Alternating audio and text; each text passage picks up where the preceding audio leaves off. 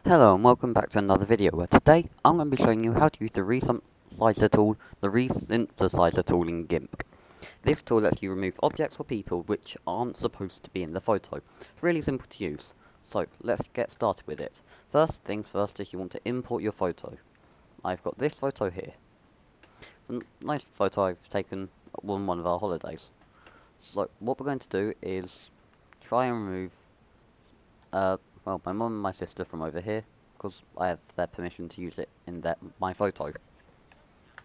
So it's really simple to do. You just zoom in, and then with your lasso tool up here, you want to click and select.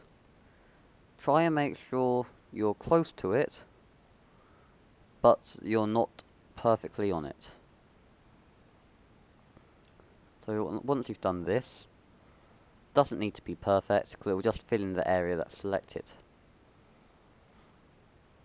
Okay, press enter.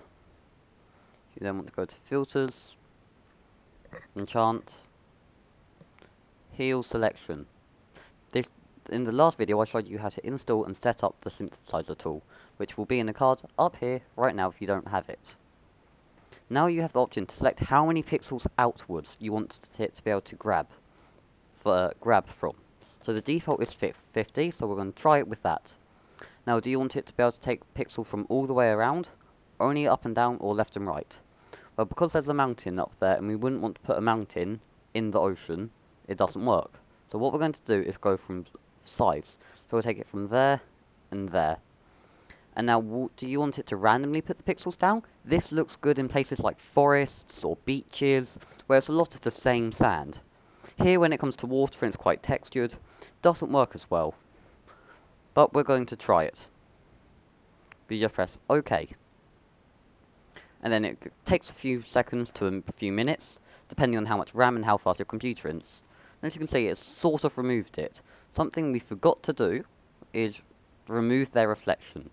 So we can just easily do the same thing, selecting a big area, and filter. Once we've done this, there's one more step to sort of tidy up, because as you can see, it looks a bit blurry around there, and it might give it away. So once we've done this again, so we just let this one run. Again, only taking a few seconds. There we go. You can see up there the water's a bit choppy and otherwise. And like green and not right. So all we need to do is just deselect the things that we've got selected, which you can do in select, none, or click off with the side of the screen with your lasso. We then want to go down to the cloning tool, control click somewhere around it, so control click there, and then paint along. You can change your size of your brush up here, and then we're going to do a bit, and then we're going to click somewhere else. And the reason we do this is to try and stop it all looking like a exact replica of somewhere. Once you're happy with a part of it, just move along to somewhere else. So there we go. Sort of looks okay. We then might want to click along here to touch up this part here. So you can see, you can just slowly work your way around, cleaning up anywhere that's not already clear. This might have worked first try for you, and you don't need to clear something up if you've got a nice photo, or a slightly simpler photo, which is great. It's all about trial and error. And sometimes the default settings on the hill selection might not work. You might need to mess around with it.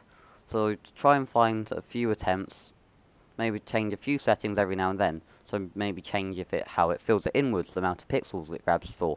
It will be different for every photo. But when you're happy with it, you can just go File, Export As, export it, and then you're done.